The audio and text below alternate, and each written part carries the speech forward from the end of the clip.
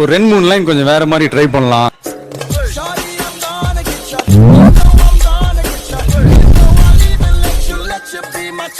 Hello.